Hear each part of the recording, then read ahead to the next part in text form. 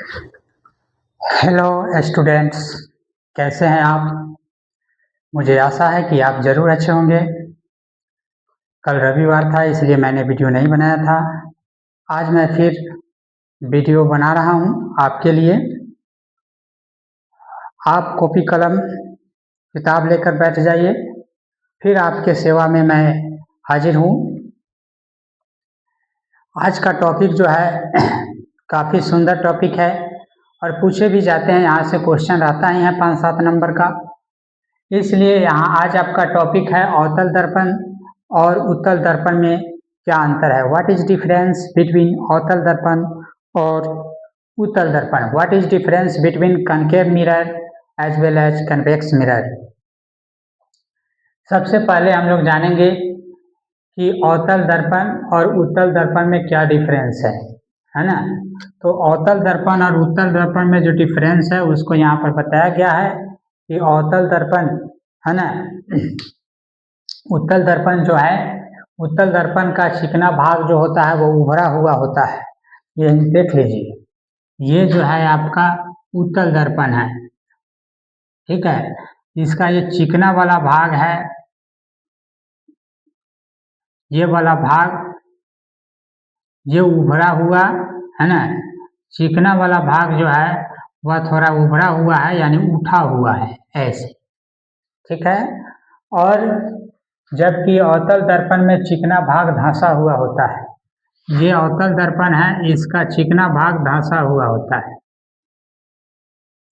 ये अवतल है, अवतल दर्पण है, और ये उत्तल है, उत्तल दर्पण है।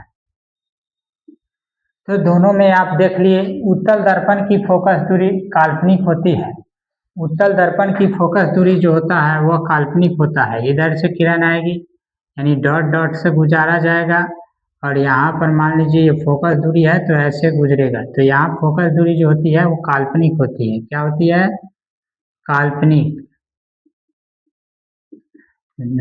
दर्पण के पीछे होता है ना, तो काल्पनिक होती है। जबकि अवतल दर्पण में फोकस दूरी वास्तविक होती है।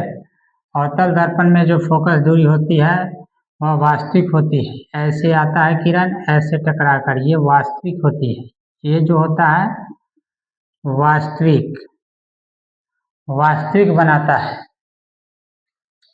पॉइंट नंबर 3, अवतल उत्तल दर्पण में बना काल्पनिक प्रतिबिंब बिंब से छोटा होता है, जबकि अवतल दर्पण में बना काल्पनिक प्रतिबिंब बिंब से बड़ा होता है।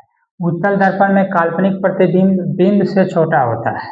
ये उत्तल दर्पण है, यहाँ पर अगर बिंब हम यहाँ रखते हैं तो इसका काल्पनिक प्रतिबिंब जो बनेगा, यानी आगे चलकर तो ऐसे आएगा, है ना। तो यहाँ पर आप देखेंगे ये सेंटर ऑफ कर्वेचर है, ऐसे गुजारेंगे इसको। देखिए काल्पनिक बनेगा, काल्पनिक बनेगा, दर्पण के ठीक पीछे बनेगा, और बिल्कुल बिंब से क्या होगा, यानी प्रतिबिंब जो है बिंब से छोटा बनता है। क्या बनता है? छोटा बनता है।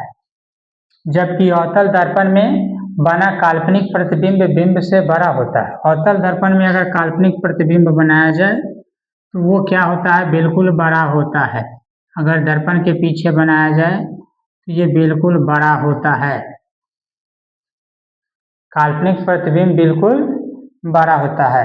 उत्तल दर्पण में बना प्रतिबिंब सिर्फ काल्पनिक होता है। उत्तल दर्पण में बना प्रतिबिंब सिर्फ काल्पनिक बनता है, जबकि अवतल दर्पण में बना प्रतिबिंब दोनों प्रकार का बनता है, काल्पनिक और वास्तविक, दोनों प्रकार का प्रतिबिंब बनता है। उत्तल दर्पण में आभासी, उत्तल दर्पण में आभासी दर्पण, उत्तल दर्पण को आभासी दर्पण भी कहा जाता है, जबकि अवतल दर्पण को अभिसारी दर्पण भी कहा जाता है। मैंने पिछले 2, 4, 5 वीडियो पहले मैंने ये बताया था कि आभासी और अभिसारी, उत्तल दर्पण को हम लोग अभिसारी दर्पण, है ना, उत्तल दर्पण को हम लोग आभासी दर्पण कहा जाता है, कहते हैं, और जबकि अवतल दर्पण को हम लोग अभिसारी दर्पण भी कहते हैं। तो क्वेश्चन बदल कर भी यहाँ से पूछे जाते हैं। अब यहाँ हम लोग जानेंगे दर्पण का उपयोग। दर्पण का उपयोग होता है तो अवतल दर्पण का उपयोग अलग होता है और उत्तल दर्पण का उपयोग अलग होता है। तो हम लोग जानेंगे कि दर्पण के उपयोग में आप सबसे पहले आप जानेंगे अवतल दर्पण के बारे में। अवतल दर्पण, अवतल दर्पण का उपयोग जो होता है वो दांतों के डॉक्टर के द्वारा किए जाते हैं, यानी डेंटिस्ट इस दर्पण का यूज करते हैं, है ना, दांत को ठीक करने के लिए या दांत में जो गड़बड़ियां है या दांत बनाने में इसका उपयोग होता है। दूसरी बात है कि अवतल दर्पण का उपयोग सोलर कुकर में भी किया जाता है। अवतल दर्पण का उपयोग सोलर कुकर में भी किया जाता है। अवतल दर्पण का उपयोग सर्च लाइट के परावर्तक के रूप में भी हम लोग करते हैं। सर्च लाइट के परावर्तक के रूप में भी हम लोग करते हैं। 4 नंबर पॉइंट है हजामती दर्पण के उपयोग में भी हम लोग करते हैं। हजामती दर्पण माने दाढ़ी बनाने में अवतल दर्पण का उपयोग किया जाता है। यहाँ से तो क्वेश्चन रहता ही रहता है। 5 नंबर क्वेश्चन है आपका कि समुद्र के निकट, है ना, समुद्र के निकट नमक बनाने में भी अवतल दर्पण का उपयोग किया जाता है। और 6 नंबर जो है आपको परावर्तक दूरबीनों में भी अवतल दर्पण का उपयोग ही किया जाता है। अब इसकी व्याख्या मैं बता दूं आपके सामने। व्याख्या क्या है कि अवतल दर्पण जो होता है वह किसी बिंब का काल्पनिक सीधा तथा बड़ा प्रतिबिंब बनता है। आप देखे हैं यहाँ पर अवतल दर्पण जो है किसी बिंब का, है ना, काल्पनिक, है ना, और किसी बिंब का काल्पनिक, यहाँ पर अगर बिंब है ना,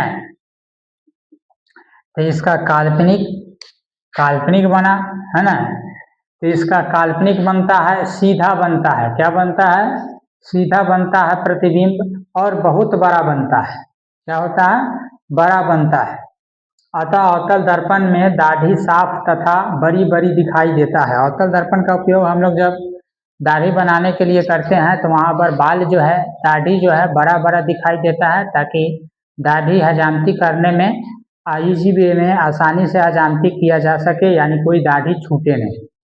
ठीक है, कोई बाल दाढ़ी का, है ना, छूटे नहीं। अब यहाँ देखिए, जिससे हजामत बनाने में कठिनाई नहीं होती है, और यही कारण है कि अवतल दर्पण का उपयोग हजामती बनाने में किया जाता है। यही कारण है कि अवतल दर्पण का उपयोग हजामती बनाने में किया जाता है।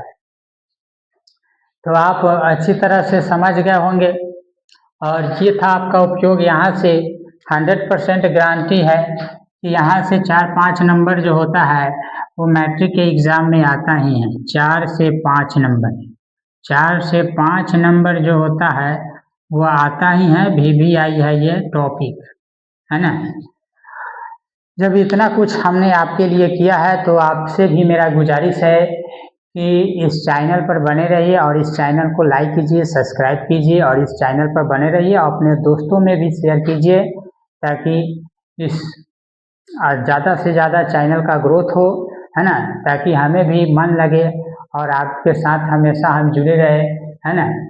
तो अगला वीडियो, इसी के साथ अगला वीडियो जो है फिर कल सुबह 5 बजे अपलोड कर दिया जाएगा, है ना। और फिर आप देखेंगे, और जहाँ समझ में ना आया हो उसके लिए आप फिर आप कमेंट बॉक्स